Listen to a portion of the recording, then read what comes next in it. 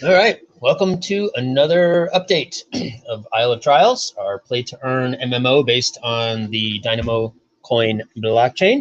This is a big update with a whole bunch of new features and a couple of bug fixes. So I'm going to dive right in. I'm going to go through each of the different things that we've added.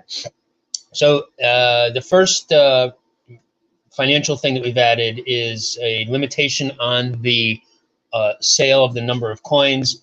This is to preserve fees in the wallet. So when you go to sell gold, the minimum amount of gold you have to sell is 1,000. So if you try to sell these tiny amounts, you know, the fees that are going to be taken up in the wallet are just too high. So you have to sell at least 1,000 gold at a time in order to transfer it into Dynamo.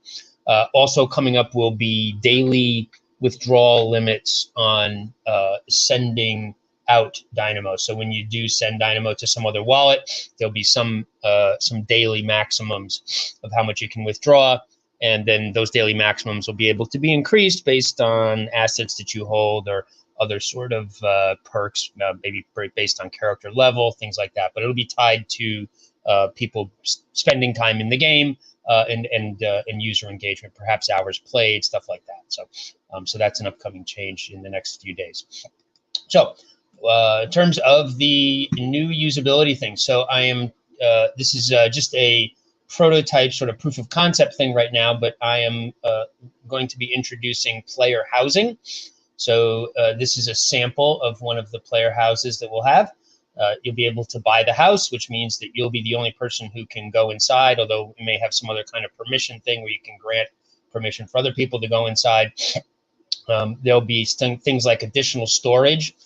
Eventually, we're going to be implementing storage caps. So your character will be encumbered by weight, and you won't be able to carry around tons of stuff.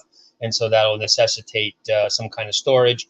So we'll have things like chests. There'll probably be cooking, where you'll have your own oven or kitchen, stuff like that, where you can craft additional items that are not available to other players. And then we'll have these crops where you can grow food to use as crafting in recipes, or perhaps sell it on a marketplace. And I create like a little corral where we might have some chickens or cows or stuff like that that will have other resource gathering points, such as eggs or milk, those kinds of things, sheep for wool, that would lead to additional crafting that would be unique only to people who own player houses. So I'll be creating a bunch of these. I'll be extending the land and maybe create 20 or 30 player houses initially for sale, so that people can start to use some of those benefits. That will be in the next update. So there are new resource gathering points. There's 3 new resource gathering points. One is these, I call them level 1 items, which are these little sticks here. So these are small sticks. You see I got 1 small stick out of that. That's what it looks like. They're all the same. There's 4 or 5 gather points. Each gather point has increased to 180-second cooldown. So you'll have to run around in order to, oh, what's this person doing? You'll have to run around to gather them. Oh, I got a stick. There's another one. Not these bigger ones. It's just these small ones. So somebody's sitting there farming sticks, I guess. These stones, these 3 stones, like in this format, these are the small stones. And so when I click those, I get some small stones. The small sticks and small stones, again, there's 3 or 4 gather points for each one. They're all in this lower area down here, so you can just kind of rummage around to find them. They are the level 1 crafting tools in order to make or crafting agents in order to make the axe and the pickaxe and the wooden axe. So now to chop a tree, you have to either equip a stone axe or an iron axe. Small sticks and small stones make either a stone axe or a stone pickaxe. I just want to show you there's another island that I started to work on here where I will create additional player housing. I'll probably be doing the player housing as islands kind of out here to separate it from the main encounter area. So this is another example of a player house, and you probably have some, again, some additional fields for crops and other storage area for animals, perhaps its own forge or something like that, so it's convenient. Some of the bigger houses will probably have additional features from the smaller houses and be priced accordingly. So in order to get an axe or a pickaxe, we're going to have to go back into town. There's now crafting. So crafting is a thing, and that's done at the, there's three things that you can craft. There's smelting, which is turning ore into bars or ingots. There's a general crafting table, which is for crafting the level 1 tools. And then there's the blacksmith anvil for crafting the iron tools. So I'll show you each of those. And they are loot table based, so there's a percentage chance that you won't craft anything. There's always a chance that the thing could fail. So this guy is still the merchant, the general merchant for the wood, the oak planks. So this table right here with all these kind of tools on it, that's the basic crafting table. So when you click on it, you get the two things you can do. I'm going to stop it from playing that animation. So if you click on stone pickaxe, it tells you you need these ingredients, 5 small sticks and 5 small stones. And if you click create, it's going to try to craft it. And in this case, my crafting failed. I lose my ingredients. So you should definitely gather up additional things before you come back here. Otherwise, you spend a lot of time running around. Okay, and so then I crafted it again, and this time I crafted a stone pickaxe. I think I set it at 30% chance to craft 1 stone pickaxe. And then if I go to the stone axe, it's the same thing. We'll probably create different recipes. Right now I wanted to make it simple so you can just gather a whole bunch of the same kind of items and then come back here and do a bunch of crafting.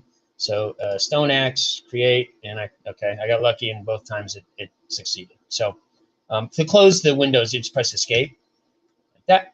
All right. And then over here, this anvil right here is the crafting for the 2 iron sword and iron battle axe. Those items will be used in the next update because there will be mobs. I'm going to start protecting some of the resource gathering areas, some of the more valuable ones, particularly the ore, with some level 1 monsters like goblins and stuff like that. And I'll also be implementing experience points and skill trees. So if you want to craft an iron sword, you have 2 oak logs and 4 iron ingots. And, oops, this one is hard. I'm using all my ingredients. Oh my. I'm just going to go. Oh, okay. Finally got one. Why did it say iron axe? Well, that's odd. I'm going to have to look at. Oh, I have the text wrong. All right. Make a note of that. So this should say iron axe. Instead, it says iron sword. I'll fix that. And then the battle axe, as you can see. And now I've run out of iron ingot. So there you go. Now over here, this forge with the bellows, this is the smelting area. And so when you click on that, you can craft iron ingots. It requires 3 iron ore. I'll show you where you can gather that in a moment. And it's the same kind of thing. So you're going to craft it. I think it's like a 40% chance to create between 2 and 5 or something like that. Now let me just make a few more iron ingots here. I have a whole bunch of resources stored up in my inventory, so that's why I'm able to do this over and over again. All right, so now I got some more iron ingots. Let's see if I can get a battle axe. Oh, all right, I'm going to have to make the battle axe a little easier to create, maybe. Anyway, so let's go take a look at where the mining is.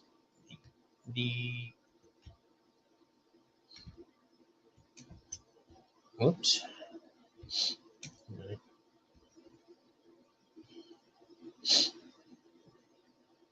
I'm going to use the front entranceway as a reference point, so it's sort of easy for everybody to remember where it is. It's a little bit hard to find.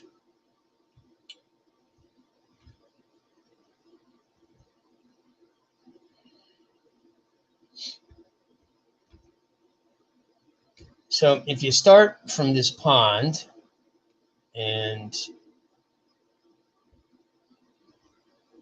then you go off into the mountains here a bit, the thing you're looking for is this sort of oddly shaped mountain there, this sort of crumpled up mountain. That's where all of the ore nodes are. And this is the area that I'm going to litter with things like goblins or spiders or some of the level 1 skeletons, stuff like that, some of the level 1 mobs. So it won't be as easy to just simply go there and do a circuit, but you'll have to engage in some continuous combat too. And I think for now, we won't do any sort of penalty for dying. Perhaps at higher level, you may have to retrieve your corpse and those kinds of things, lose experience. But for right now, dying will just sort of be an inconvenience where you have to respawn someplace, perhaps at your house, or if you own one, or back into the town square, and then you can just continue.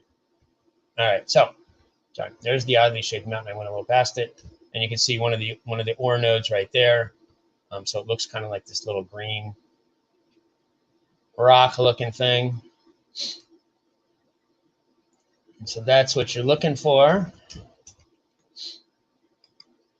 And it tells me, okay, I must equip a stone pickaxe. So there is now an equipment window. I have nothing in my equipment, but you press E, that'll bring up the equipment window. If you press I and you see there are items that are equipable, you can have a stone pickaxe. Some items are one-handed items, so this will let you choose between equipping left hand and right hand. Some items are two-handed items, so the iron battle axe is going to be a two-handed item, and so that will take both hands up. And so if you have something equipped in one of the other hand, it'll unequip it. So right now I could say equip a stone pickaxe and a stone axe or something like that. Right? So I could do left hand stone pickaxe and right hand stone axe, something like that. And if I look then at my equipment window, press E, it'll show those items are there. And if I right click on it, I can remove it. If I go back to the inventory window and say I click on the equip battle axe, you'll see it unequipped the other two items. So if you press E now, that's just in both my hands. So just be aware that if you're equipping and unequipping items, it's hand specific for things that are like tools. Obviously, armor would be the same way, where you can only equip one helmet or one chest or one gloves or one boots or all that stuff as well. That'll all be coming in the next update, as well as the showing the actual item in your hand. So when you equip a stone pickaxe in the left hand, it'll actually show it, a pickaxe in the left hand. But anyway, we've got a stone pickaxe, so now we can click on that, and I didn't find anything. And then you'll see these now have 180-second cooldown, so you can't just sit there with an auto clicker like some people have done. Instead, you got to wait a bit. So here's the next one, and I got one iron ore. All right. I'm probably going to flatten this area out a little bit. It's a little bit annoying to have to jump around. And this is, I think the loot table on this is like 60% chance to get 1 to 4 or something like that. Probably should start publishing a little wiki of all the different things and what the chances are, what the loot tables look like. So basically, you could just do a little circuit around this mountain.